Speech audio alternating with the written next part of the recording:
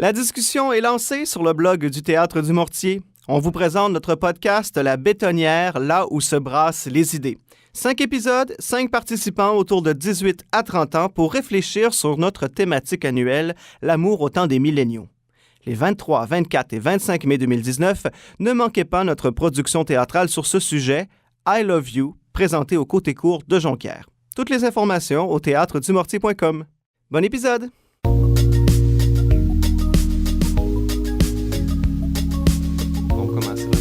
Simplement. Bonjour Roxane Abrec.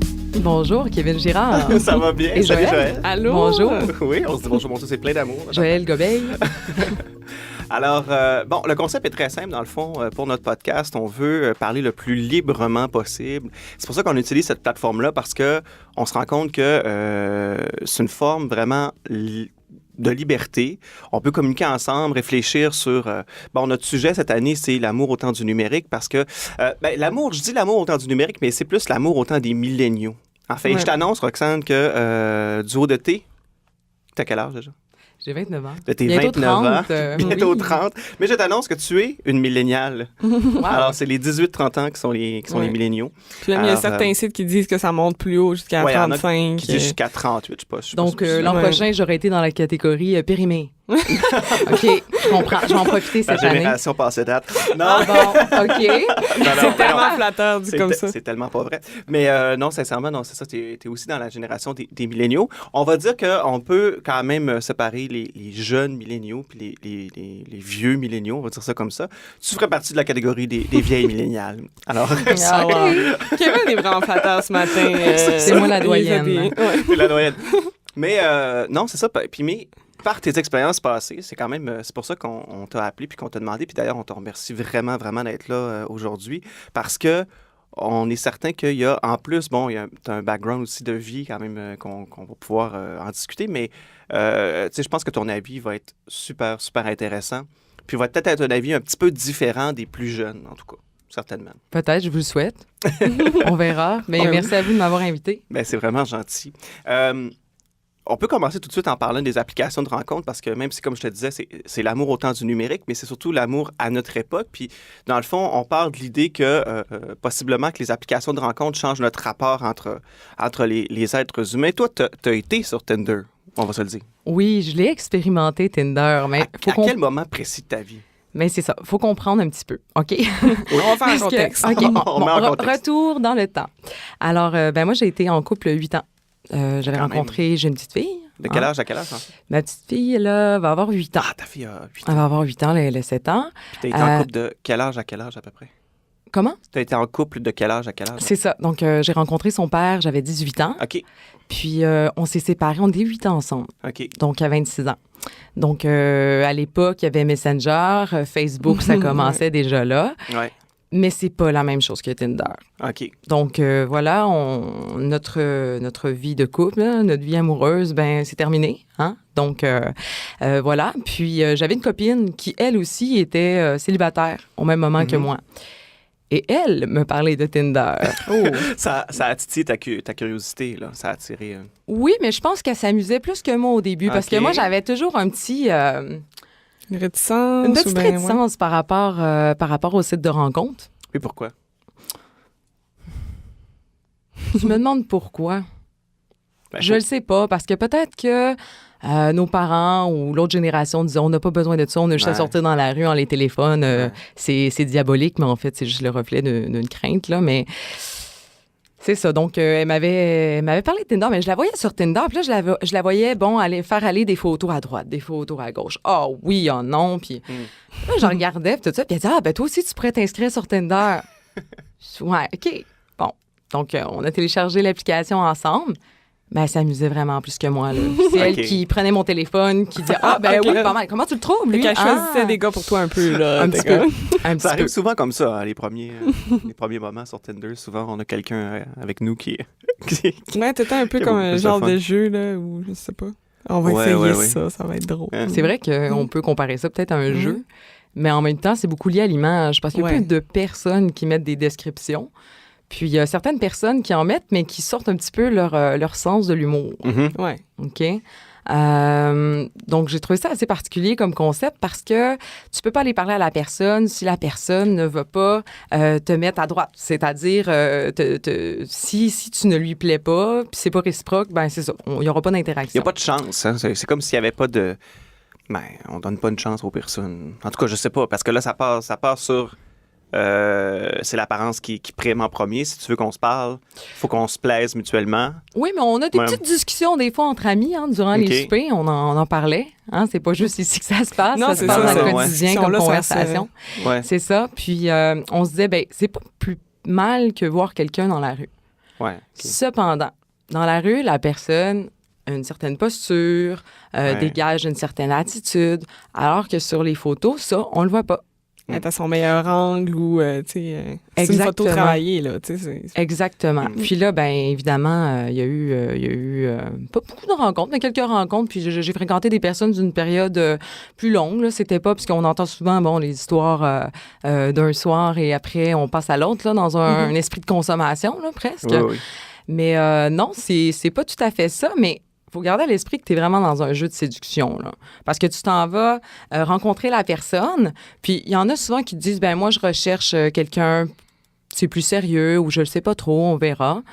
Mais quand ça arrive, comme vous dites, même la photo, c'est ce qui se dégage de la photo, on essaie de se montrer à son meilleur. Ben attendez un petit peu, là. Ça, c'est la séduction. Mais est-ce que la séduction, ça dure tout le temps, sur une certaine période? Pas forcément. Non. Toi, est-ce que tu penses que c'est quand même possible de trouver quelqu'un là-dessus ou, tu sais, si ça tue pas l'amour dans l'œuf, le fait que t'es passé par Tinder? Ben, faut pas juste se regarder soi, je pense, faut regarder les autres. Il y a des gens qui se sont rencontrés sur des plateformes comme ça, sur Tinder, ça fonctionne. Je pense que c'est pas juste l'application. L'application, c'est un petit peu comme un tremplin. Oui. Mais c'est sûr que ça influence sur peut-être ton attitude, tes attentes et tout ça. Ça dépend vraiment de ce que tu veux.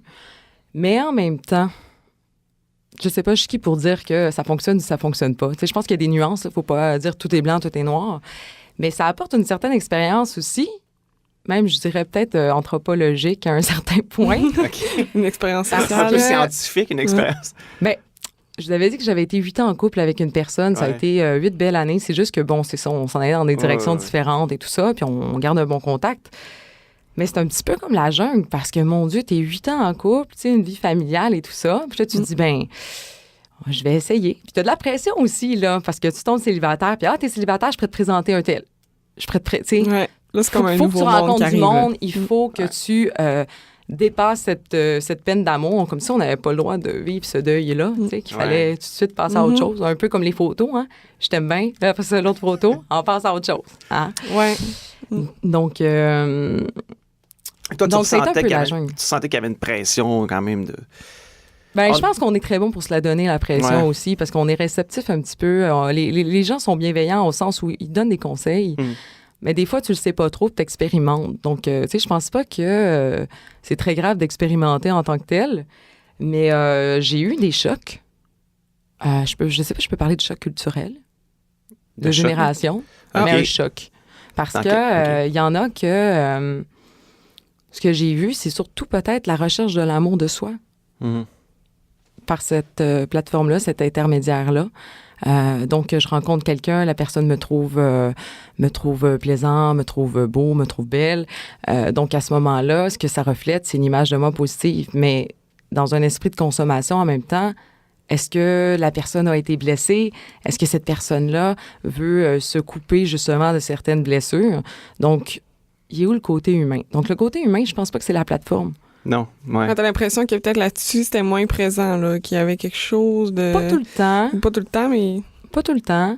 Mais ce que je voyais vraiment, c'était que il y a certaines personnes, c'est vraiment dans une idée de consommation, puis après ça, c'est... Ou même, j'ai parlé avec des copines, parce que, tu sais, je parle pas juste de mon expérience personnelle. Je veux dire, il y a plusieurs personnes sur Tinder, puis si vous en parlez, j'imagine que... C'est clair, c'est un phénomène. Non, c'est ça. Faut pas se leurrer, là, même si, des fois... Tinder, c'est un peu comme... c'est un peu... pas caché, mais on dirait que... Ah non, mais moi, je suis là-dessus, mais...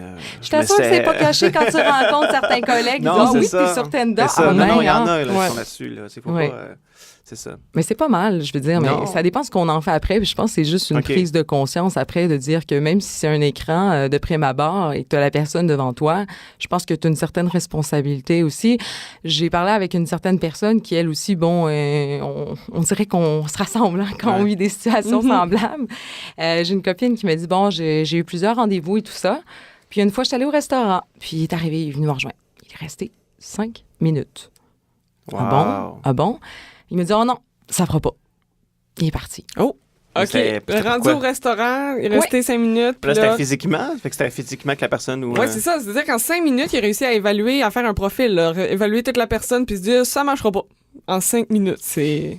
Ben, en fait, oui, tu parles d'évaluation, c'est peut-être ça, mais en même temps, tu sais, comme l'amour, peut-être qu'on a une idée aussi, une représentation de ce que c'est. Si ça fonctionne pas, ben on va passer à autre chose, tu sais. Ouais. On va pas creuser plus loin. Mais, tu sais, en même temps, on se disait, ben, est-ce qu'il a été honnête?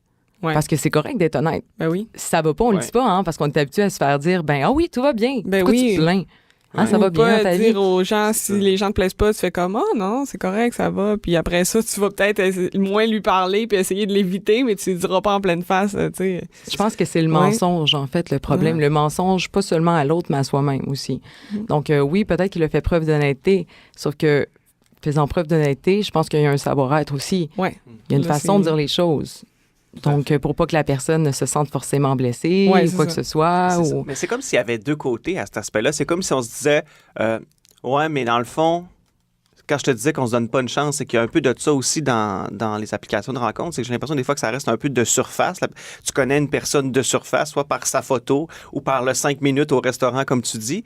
Mais il y a un autre aspect qui se dit aussi, peut-être que les applications de rencontre aussi, ça me permet de filtrer plus rapidement des gens que dans la vie réelle, ça me prendrait peut-être 4, 5, 6 rendez-vous avant de dire non, là, tu sais. C'est ça. Est-ce qu'il y a pas passé à côté de quelque chose, peut-être? Tu sais, combien de personnes... Peut-être c'était pas la première fille qui a fait ça. Peut-être qu'il y a d'autres filles aussi qui disaient... Si lui cherche... tout de suite. Mettons qu'il arrive au restaurant, il sent pas tout de suite une espèce de connexion. Fait que là, lui, il va passer à d'autres choses. Tu sais, ça arrive bien souvent là, qu'une personne te rencontre, puis à premier coup d'œil, genre, elle t'énerve ou quelque chose. Puis que finalement, t'apprends à la connaître. Puis moi, ma meilleure amie, ça a été comme ça. Là. Elle m'énervait. Que j'ai trippé que ça... Mais pourquoi? Même chose c'est quoi ce que les gens nous énervent? En fait, je pense que c'est pas juste dans le contexte de l'amour, mais dans le contexte des interactions sociales. Non, c'est ça. Les gens se cherchent à travers les autres. Oui. S'ils ne se reconnaissent pas chez l'autre, il y a quelque chose qui vont lui taper, tu sais, qui va lui taper sur les mains. Quand tu te reconnais aussi à travers l'autre. Oui, mais tu sais... Moi, ça m'est déjà arrivé, là, vraiment que tu te reconnais à travers une personne, ça t'agace. C'est comme inconscient, là. Mais tu sais, au final, des fois, ces personnes-là, c'est des personnes que tu vas être le plus proche parce que... Justement, parce que tu te reconnais, il y a quelque chose qui va se passer, tu sais. Mais des fois, non. Je pense qu'on parlait de ne pas se laisser la chance. Je pense qu'il y a beaucoup l'amour de soi aussi. Qui rentre en ligne de compte. S'aimer soi-même avant. Aimer, c'est se regarder dans l'autre et s'aimer. Mais des fois, on se rend compte que l'idée est inadéquate. Donc, à partir du moment où on commence à avoir des conflits, on ne se reconnaît pas chez l'autre. Puis, on parle de l'amour au temps du numérique, mais il y a des choses, même à l'amour du temps numérique, qui va au-delà de ça. Oui, qui date de... Par exemple, je pense à des certains couples, souvent, ils vont dire, bon, après quelques années ensemble, je te reconnais pas. T'as changé. Comme si c'était une reproche.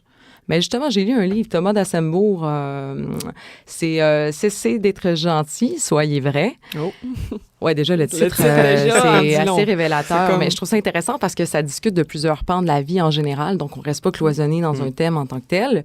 Mais ce qu'il disait, j'aimais beaucoup la métaphore, c'est, je vous pose la question, si je prends l'image d'un œuf, OK?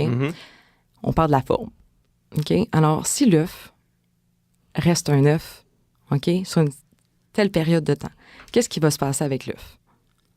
Je sais pas, il va pourrir. Ah oui, ça va sentir mauvais, hein? Ouais. Mais tu sais, les gens aussi évoluent dans la vie, puis les gens se transforment, et c'est normal aussi au gré des contacts et tout ça. Donc, dire à quelqu'un de changer, ben c'est un peu refuser le fait aussi qu'on évolue, puis on change complètement, mais on devient toujours une certaine version. Ça dépend du changement aussi, j'imagine. Tu sais, je veux dire... Mais l'autre ne se reconnaît pas. Je pensais que tu étais comme ça. Mais c'est d'accepter aussi que l'autre évolue. Donc, un œuf, on parle d'œuf, OK? Il peut y avoir un oiseau qui sort de l'œuf. L'oiseau, qu'est-ce qu'il va faire? Il va s'envoler. Ou peut-être pour ceux qui sont pas végétariens. On peut parler de peut-être manger de la volaille, là, mais on voit qu'il y a une certaine transformation qui s'opère. Sauf que peut-être que, je sais pas, moi, on parle de Tinder. Est-ce qu'on pourrait faire un lien? Est-ce que le fait de dire je veux pas assumer ça, le fait de changer, c'est difficile de vivre avec quelqu'un parce que je refuse ma propre transformation aussi. Donc, je vais essayer de garder le meilleur, tu sais. Tu vois juste ça, tu sais, dans les relations de couple, là, le fait de, justement, tu disais la personne a changé, puis là, l'autre, c'est comme s'il réalisait que comme il la voyait d'une certaine façon, là, l'autre a évolué, puis au lieu de se dire comme, peut-être que moi, je peux commencer à la voir telle qu'elle est, Mais je pense qu'il y a deux choses là-dedans. Il y a oui, le fait de changer, entre guillemets, mais il y a aussi la... mettons, là, ta personne qui dit « Ouais, mais t'as changé ». Peut-être qu'aussi la personne était aveugle sur la vraie personnalité de la personne. Ou parce que, tu sais, je pense qu'on change, mais il y a un certain point qu'on change pas. Tu sais, il y a une base comme qu'on tu me parles de tempérament. Le tempérament ne changera pas. Moi, je parle de valeur, genre de ce que tu es profondément. Ça, je pense pas que ça change, mais tes aspirations, tes intérêts, la façon dont tu vas voir la vie, ça, c'est sûr que ça peut changer. Puis c'est sûr que quand tu es en couple, je pense que ce changement-là, soit il s'opère ensemble, soit s'il ne s'opère pas ensemble, c'est sûr que. Mais j'entends souvent les gens dire il faut faire des sacrifices, OK? Attends un peu. Il faut faire des sacrifices, OK? Ça dépend parce qu'il y a des situations où est-ce que c'est très déséquilibré. Non, c'est ça. Les sacrifices. Est-ce qu'il faut que tu sacrifies ton être? Non. Ce que tu aimes pour l'autre? Parce que tu aimes te donner à l'autre, parce que ça te renvoie une image de toi positive, alors tu vas aller chercher l'amour, mais c'est pas forcément ça, parce qu'à un moment donné, il peut arriver que tu te sens piégé là-dedans. Mais qui ne se pose pas la question, qui suis-je? Bien, je pense que c'est là, tu t'en parles depuis tantôt, mais je pense que c'est ça, c'est de rester vraiment soi-même qui est le plus important. Mais qui sommes-nous? Je t'amène une piste, OK? On a été éduqués, encore Thomas d'Assembourg, c'est ma lecture. On est inspiré par nos expériences, par des rencontres, mais là, c'est une rencontre avec un auteur. Et lui, ce qu'il disait, c'est que...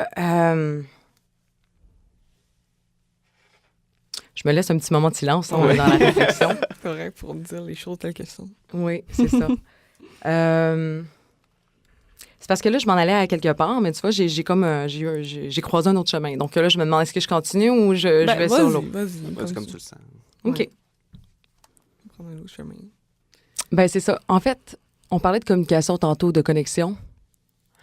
Mais ce que j'en viens à parler de ça, c'est qu'on a tous des besoins à satisfaire. Mais on ne va pas forcément les dire. On va souvent écouter ceux des autres aussi. Mais on ne va pas rentrer en propre communication avec soi. On parlait de mensonges. Tu sais, comme quoi, c'est même, on dit, c'est superficiel, on peut parler de traitement d'information superficielle, mais c'est très douloureux pour des gens encore d'entrer en introspection puis de se dire quels sont mes besoins. On a été éduqués à un savoir-faire. Puis je vous donne un exemple encore là que, j'ai lu dans le livre. Tu sais, quand tu étais plus jeune, là, on va dire, tu serais gentil si tu faisais ça. Tu sais, tu serais gentil si tu faisais la vaisselle. Mais ce que tu encodes, en fait, c'est, je vais t'aimer si tu fais ça. Mais... Tu sais, les gens, comme je disais tout à l'heure, sont bienveillants, ils vont donner des conseils, mais ils ont été éduqués à faire aussi. Mais ils donnent des conseils. Donc, pour eux, ils vont dire, ça, c'est la meilleure option. Mais est-ce qu'ils vont vraiment te poser des questions? Toi, qu'est-ce que tu veux? De quoi tu as besoin? Un peu à faire les choses pour les autres dans un but de, éventuellement, se faire apprécier, se faire... on a tous besoin de reconnaissance. Oui, mais c'est ça. Parfois, c'est au détriment de peut-être comment que nous, on se sent là-dedans ou qu'est-ce qu'on veut vraiment. On peut parler de communication, mais la communication, c'est pas juste avec l'autre aussi, c'est d'abord avec soi. Parce que quand on se reconnaît, c'est plus aisé, c'est plus facile de reconnaître l'autre aussi. C'est peut-être là qu'on arrive à se connaître complètement. Tantôt, tu posais la question, ouais, mais t'es qui? Je pense que tu sais t'es qui à partir du moment où tu sais reconnaître ce que tu fais pour toi et ce que tu fais pour les autres. Ça dépend. Là, c'est complexe. Là, on s'en va sur un terrain. Non, mais moi, mais qui es-tu? Parce qu'on parle depuis tantôt de confiance en soi, on parle des applications de rencontre, puis que, ça part de la confiance en soi, de se connaître, de pouvoir établir ses limites. C'est sûr que c'est quelque chose qui est sur le long terme, qui est jamais complètement abouti, mais tu finis par te connaître quand, justement, tu connais tes limites puis tu sais à quel point... mais des fois, tu ne connais pas toujours. Tu expérimentes. Oui. Des fois, c'est ça. Puis, j'ai d'autres amis, hein, évidemment, qui ont été sur Tinder, parce que là, on revient à Tinder, étant donné que c'est le thème aujourd'hui. Mais qui se définit beaucoup par le travail. C'est tout ça. Oui. Qui es-tu? Ah, moi, je travaille dans tel domaine. Ah, cet homme-là, il est vraiment intéressant. Il a un doctorat, il a telle chose. Donc, est-ce que ce ne serait pas être attiré vers une idée de ce qu'on veut? Mais est-ce que c'est vraiment ça? Quand tu rencontres la personne, j'ai connu des amis qui ont été déçus aussi parce qu'ils s'étaient fait l'idée, c'est quelqu'un qui a un diplôme, qui est cultivé, mais côté émotionnel, ça a été très, très, très blessant. Donc, c'est pas parce que tu as un diplôme que tu es telle personne. Je pense qu'on a tendance des fois à faire des inférences, soit c'est blanc, soit c'est noir. Puis à pas relativer aussi là, certaines choses. Là. Est-ce que c'est un peu que c'était comme l'idée qui se faisait? Tu vois le gars, il dit, bon, ben moi, j'étudie en médecine, nanana. Bon, puis là, toi, tu vas te faire l'idée, il doit être comme ça, peut-être. Puis c'est comme si on allait s'imaginer un peu la personne idéale avec ces descriptions-là, tu sais, avec, on pense qu'il est comme ça, tu sais, on se fie sur une petite ligne de description qui va... Mais ça parce que moi, je me projette plus tard. Je me vois bien avoir une famille avec un médecin, par exemple. On a tous des on se projette. Mais en même temps, il y a quelque chose qui m'énerve. Il faut que je vous en parle, là. Écoutez.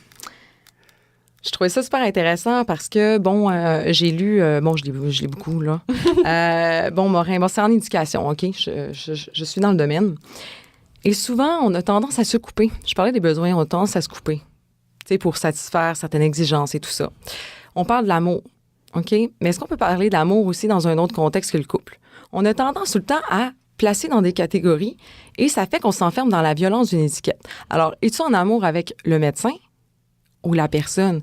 Parce que c'est, par exemple, je vous parle d'identité professionnelle. Souvent, on va souvent dire, bon, écoute, je suis ce que je fais. Hein, on t'est éduqué à faire. Hein? Mm-hmm. Donc, mais non, ce n'est qu'une dimension de l'identité.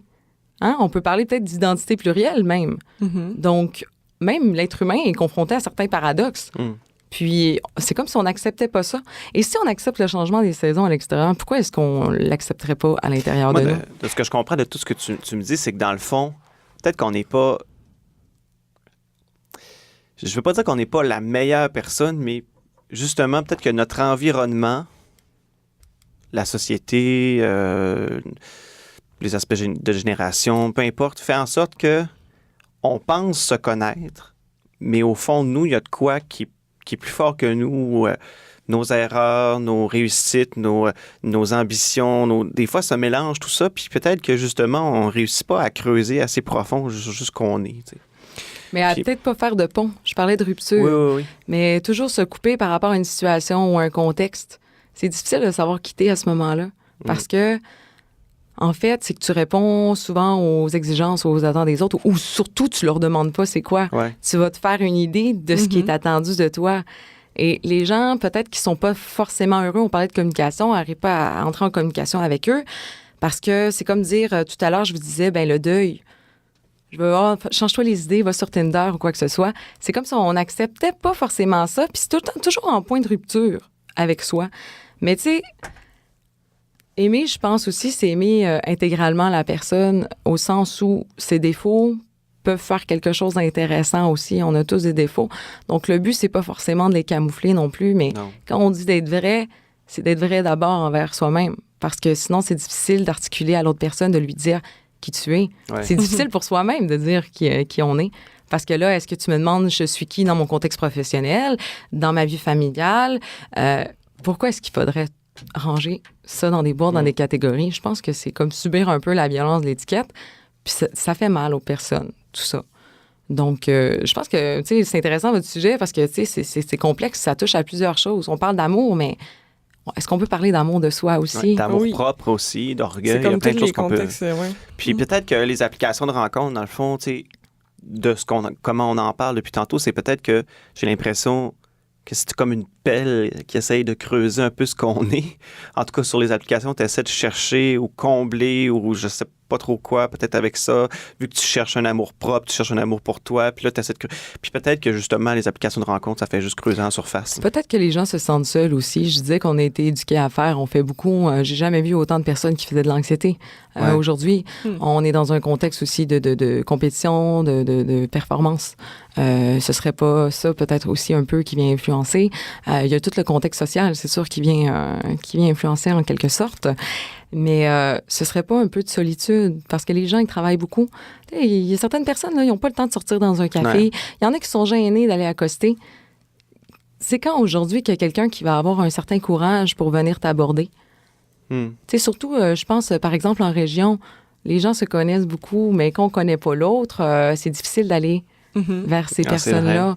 Donc, oui, c'est vrai, on peut te dire un conseil. Tu veux rencontrer quelqu'un, ben va à l'épicerie. Quand est-ce que tu vas commencer à parler à côté de quelqu'un, à côté de tomates puis de basilic, puis tu sais, qu'est-ce que tu fais pour se faire... Non, on fait pas ça, ça fait bizarre, on se sent tout mal. Non, mais ça nous prend un lien avec la personne, quelque chose qu'on va pouvoir, tu sais, parce que si c'est quelqu'un que tu n'as jamais parlé de ta vie, tu n'as jamais vu ta vie, tu sais, c'est bien... en tout cas, moi, je suis pas capable de faire ça, là, juste comme parler de même. Moi, ça me fait penser à... Ma mère avait...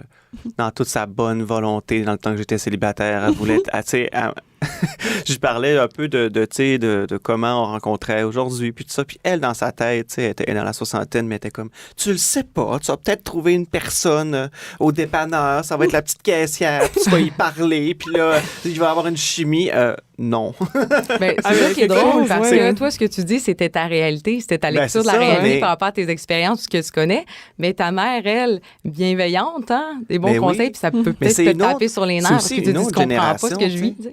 Moi, ma mère, son mari, elle l'a rencontré il y a longtemps, c'était le chum de sa meilleure amie. Puis ça n'a pas fonctionné avec sa meilleure amie. Puis lui, il tripait sur elle, mais tu sais, vraiment tellement tripé que...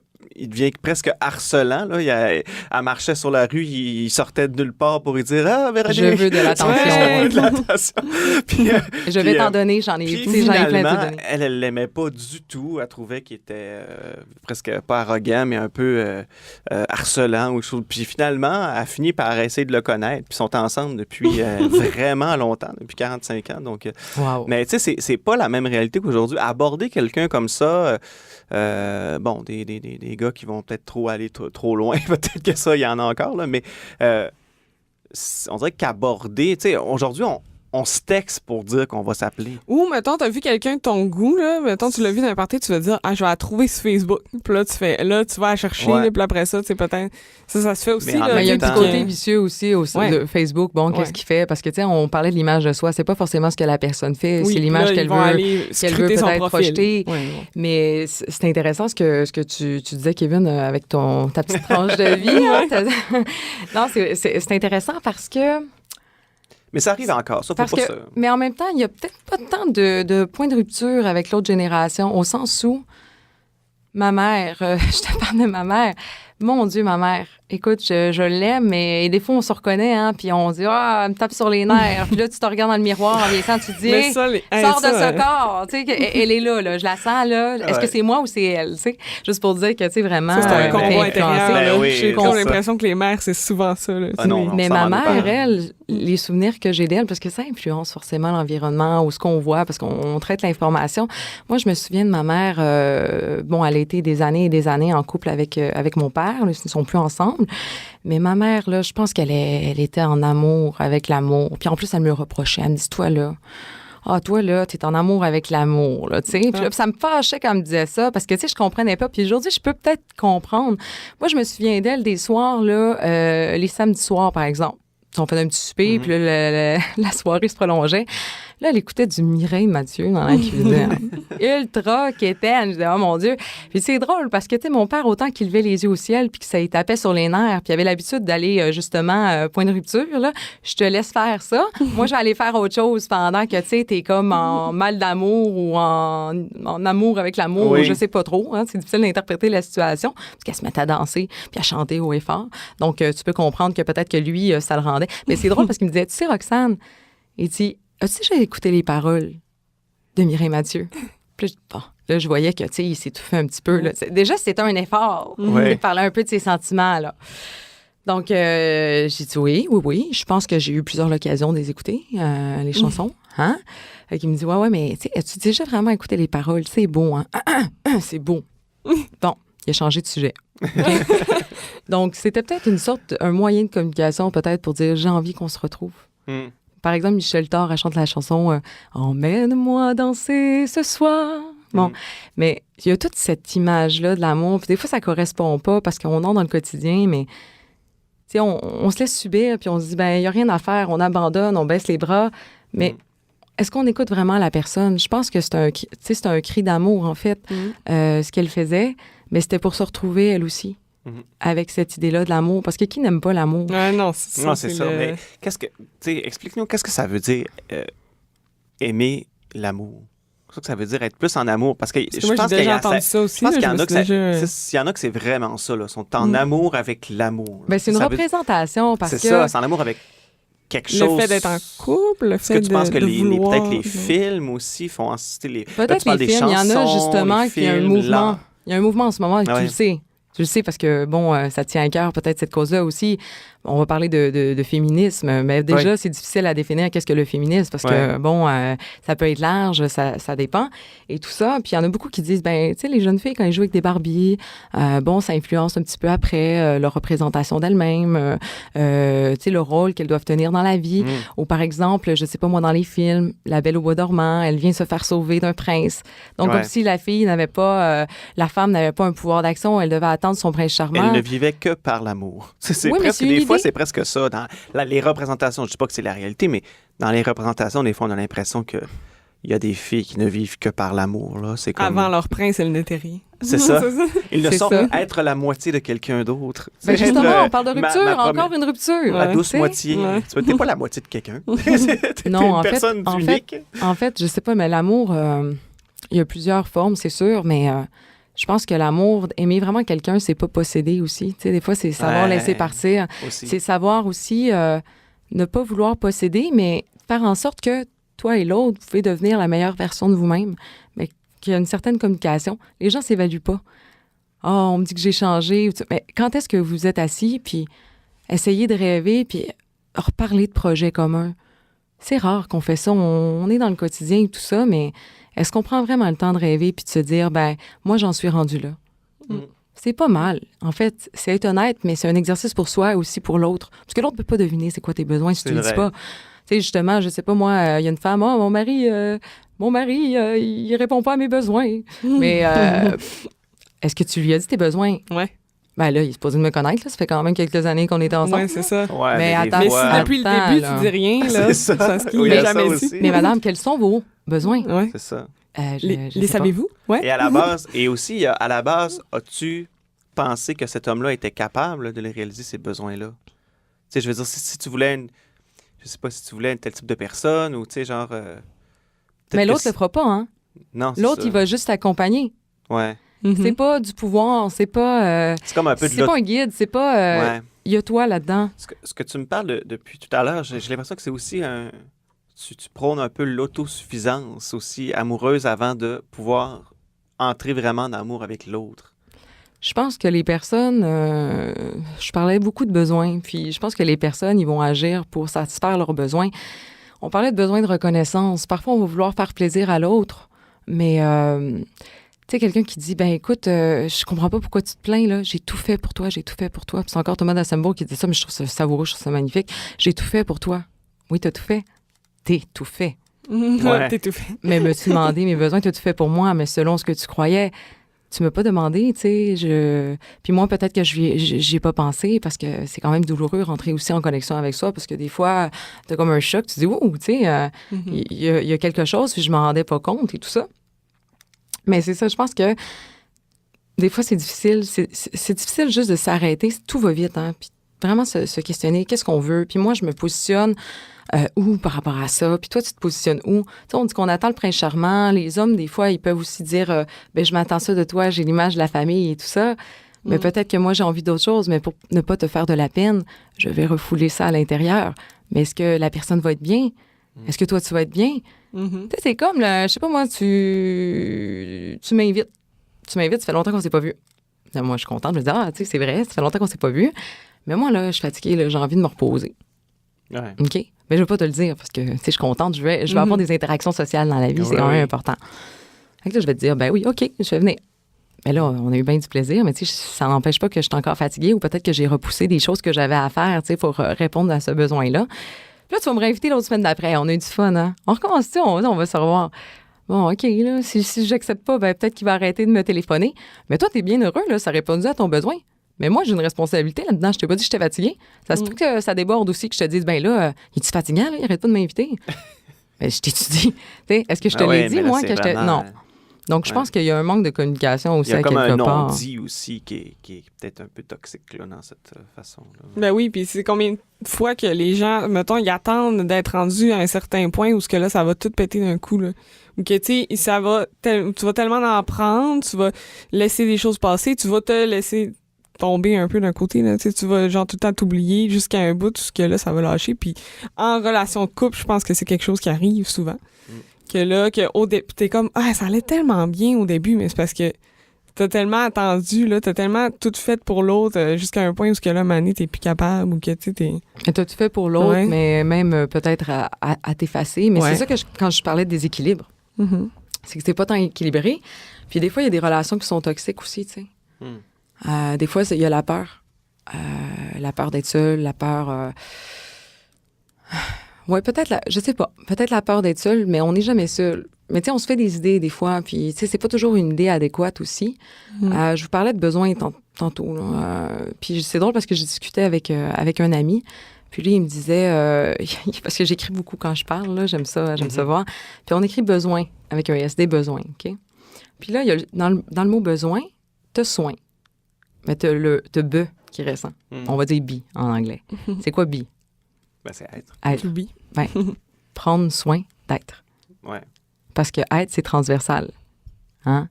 Donc, c'est peut-être une question intéressante au sens où est-ce qu'on prend le temps d'être ou de se questionner, à savoir, tu sais, c'est pas juste faire aimer, je fais des choses pour te prouver que je t'aime.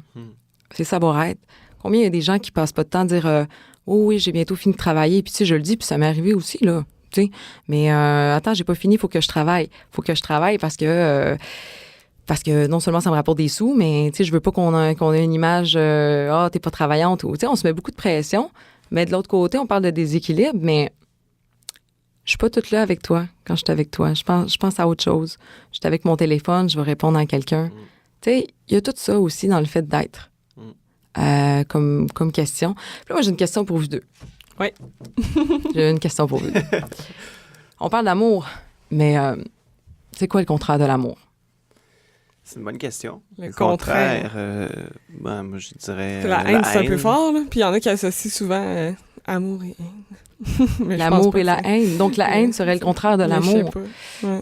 Êtes-vous certain? Non, je suis pas sûre. Justifiez-vous. Pourquoi? Non, c'est ça. Je suis comme pas certaine. Non, moi, j'aurais tendance à dire la haine, quand même. À dire, tu sais, vraiment le... Mais dans les deux... Dans l'amour et la haine, c'est sûr qu'il y a des points communs parce que dans la haine, il y a l'engagement de tes convictions. Quand t'aimes quelque chose, quand tu détestes. Des fois, quand t'es dans la haine aussi, t'es dans une espèce de même rapport que l'amour. C'est comme aussi un peu passionnel. Là. La haine est un peu... te gruge un peu de l'intérieur, peut-être pas positivement comme l'amour, mais de façon un peu négative. Tu peux être anxieux au début quand tu te sens en amour. Ça peut être, oui, ça peut être négatif. C'est drôle, Kevin, parce que tu me sors des points communs. Je t'ai demandé quel est le contraire. Ouais, c'est ça. Non, c'est pour ça que je suis pas certaine. Mais c'est parce que... Mais c'est correct de ne pas être certain, moi, justement, on est là pour je prends l'amour du fait, moi, un peu de... c'est comme si je le voyais comme un aimant, peut-être. Tu sais, genre, l'amour, c'est plus le côté rapproché, point commun. Puis l'autre, c'est genre vraiment comme l'attention, le fil qui te... Je sais pas. C'est comme... c'est vraiment...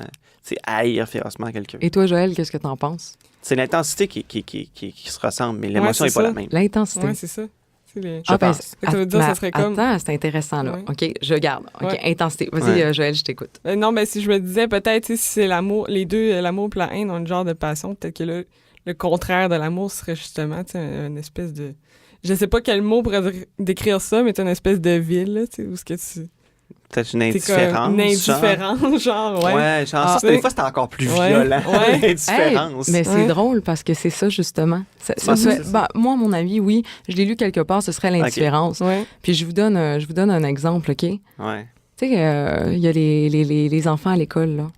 Je donne un exemple avec leurs professeurs. Là. On parle d'amour, mais il y a de l'amour aussi là, avec les enfants, sont en apprentissage, OK? Ben, ils vont aimer leurs professeurs, ils vont aller leur donner un petit cadeau, tu sais, ils veulent être aimés, tout ça. Il y a une certaine relation, ils les voient tous les jours, OK? Mais en même temps, si tu te montres indifférent ou tu l'ignores, qu'est-ce qu'il va faire, l'enfant?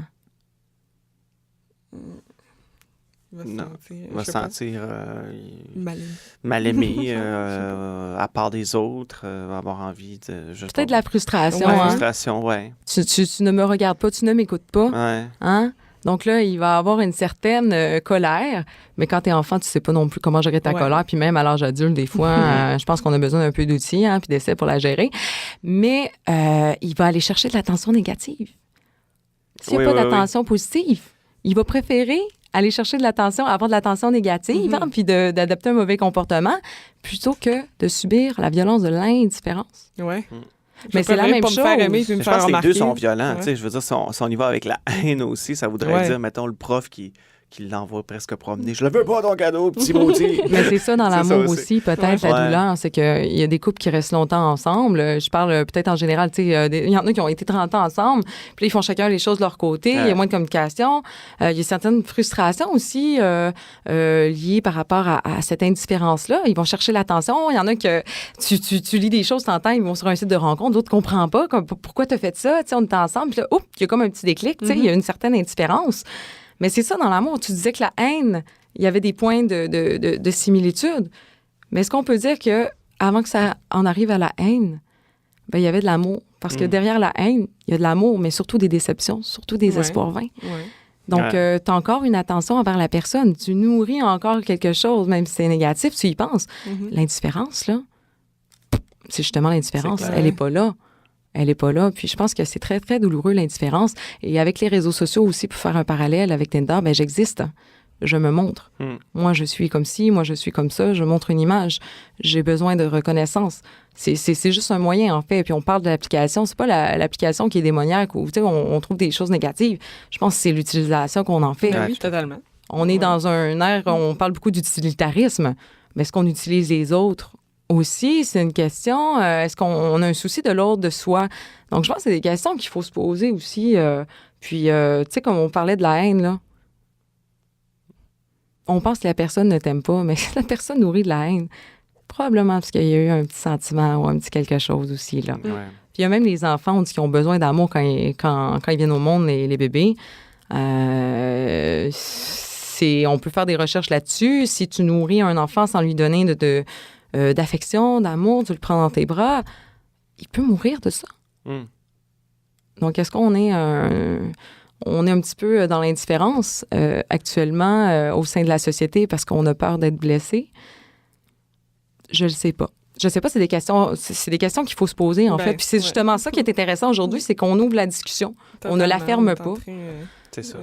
Je pense qu'on va terminer là-dessus.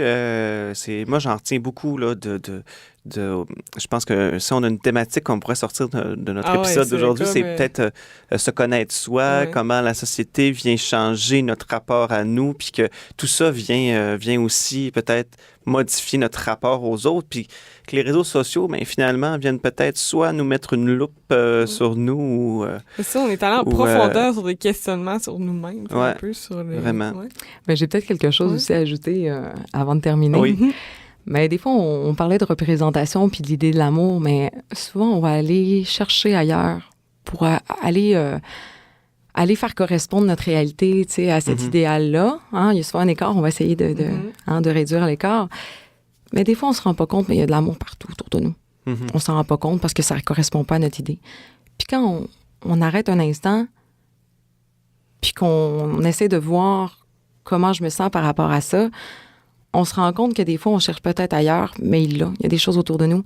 C'est comme le fait d'aller sur les applications où on cherche quelque chose peut-être ailleurs, mais est-ce qu'il y a quelque chose autour de nous? Est-ce qu'on est à l'écoute? Est-ce qu'on reste ouvert aussi à ces surprises-là? Il y a des gens qui vont prendre soin de toi, mais toi, dans ta tête, tu as tendance à ranger dans des catégories. Alors, peut-être, je sais pas moi, cette personne-là, ben c'est un ami, c'est je sais pas moi, un collègue, on n'espère pas parce qu'on va garder des mais c'est juste qu'on rencontre des gens dans la vie et tout ça, mais on prend pas le temps de savoir quel écho on pour nous. Puis des fois, on parle de transformation, mais c'est ça, des fois, ça reste pas à la forme d'œuf. On est attaché à la forme, mais ça peut se transformer, puis je pense qu'on faut être ouvert, puis se garder... des belles surprises. Donc, il ne faut pas forcément chercher ailleurs. On finit bien ça. Merci. On finit sur une belle note. Merci beaucoup, Roxane. Merci d'avoir été là. Ouais. Merci, Joël. Ça fait plaisir, comme toujours. Et puis, si vous avez envie de discuter encore avec nous, il y a d'autres épisodes de notre podcast. On t'avait pas dit le nom encore, hein? Ça s'appelle La Bétonnière, notre podcast, parce que c'est là où se brassent les idées, ou là où il sort un ciment social pour le Théâtre du Mortier. Donc, mais il ne faut pas que ça fige, là. Non, il ne faut pas que ça affiche, c'est ça. Il faut que ça brasse, que ça soit toujours en mouvement. On veut pas rester dans la même forme. On veut pas rester attaché. Et puis avec ça, on fait la forme que l'on veut et on bâtit quelque chose. Alors, merci beaucoup à vous deux. Merci. Et puis on se retrouve bientôt. Bye bye.